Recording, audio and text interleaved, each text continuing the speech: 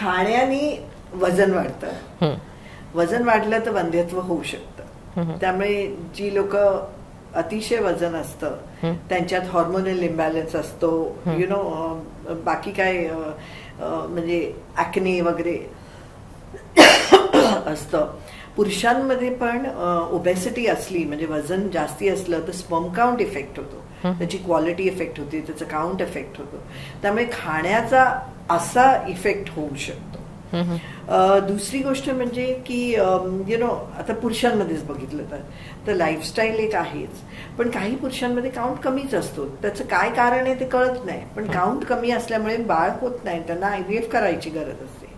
काही पुरुषांमुळे diabetes, blood pressure, काही औषधं फिटची औषधं वगैरे दिली जातात, त्याचा इफेक्ट स्पर्म काउंटवर होऊ शकतो. किंवा थायरॉइड, प्रोलॅक्टिन हे हॉर्मोन्सचे इम्बॅलन्स, किंवा इन्फेक्शन. अच्छा. इन्फेक्शनमुळे देखील ती जे वीर्याची हे ती ब्लॉक होते.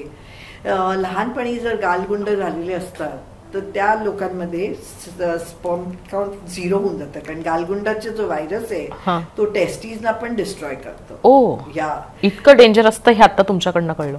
तर these are some of the things which we look for. TB होऊ शकतो पुरुषाला.